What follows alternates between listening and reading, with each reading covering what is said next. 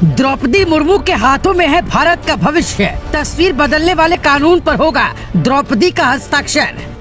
मोदी का वो मकसद क्या है जिसके लिए द्रौपदी मुर्मू को चुना? क्या आरक्षण पर भी हो सकती है चोट? राष्ट्र शक्ति की लकीर रामनाथ कोविंद नहीं खींच पाए। अगले 5 साल में द्रौपदी करेंगी 5 कमाल। बेहद सीधी सादी और सरल स्वभाव की महिला द्रौपदी मुर्मू ने राज्यपाल रहते हुए इतना नाम कमाया कि लोगों के लिए राजभवन के दरवाजे हमेशा खुले रहते थे।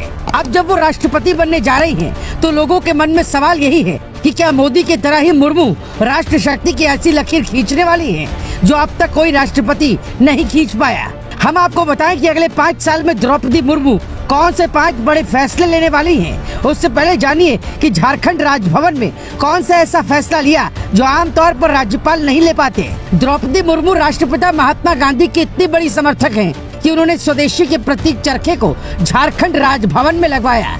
उनका मानना था कि राजभवन में आने वाले आदिवासी भाई बहन और झारखंड की जनता जब 400 किलो वजनी इस चरखे को देखेगी तो ये समझ आएगा, जब गांधी जी अपनी धोती के लिए खुद सूत काट सकते हैं तो हम खुद सशक्त क्यों नहीं बन सकते। द्रौपदी मुर्मू की भावना झारखंड के आदिवासी ही नहीं बल्कि मोदी को भी इतनी पसंद आई कि इन्होंने द्रौपदी मुर्मू को राष्ट्र को सशक्त करने का जिम्मा सौंप दिया।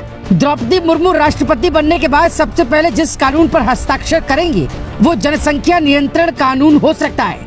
ये देश की तस्वीर ऐसे बदलेगा कि बेरोजगारी और महंगाई जैसी कोई चीज बचेगी ही नहीं। जब जनसंख्या कम होगी तो रोजगार के इतने ऑप्शन होंगे कि कोई बेरोजगारी नहीं चिल्ला पाएगा। कोई नहीं कह पाएगा कि मोदी सरकार में बीते 45 सालों में रिकॉर्ड बेरोजगारी है।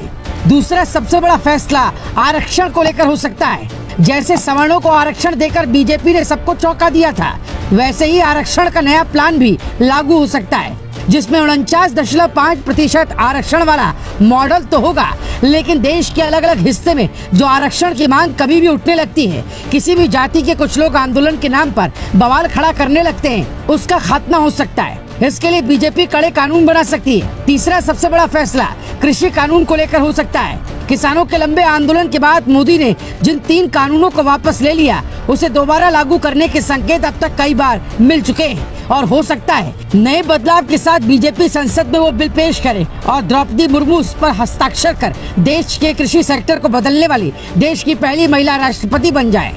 इसके अलावा चौथा सबसे बड़ा फैसला जो देश के इतिहास में मील का पत्थर साबित हो सकता है वो पीओके को लेकर भी हो सकता है, क्योंकि देश के गृह मंत्री अमित शाह खुद संसद में कह चुके हैं कि जम्मू कश्मीर का मतलब पीओके और अक्साई चीन सब है और ये हम लेकर रहेंगे। मतलब भारत 75 साल पुराना सम्मान वापस ले लेगा तो मोदी की वाहवाही तो होगी ही और उससे भी ज्यादा राष्ट्रपति का मान बढ़ेगा।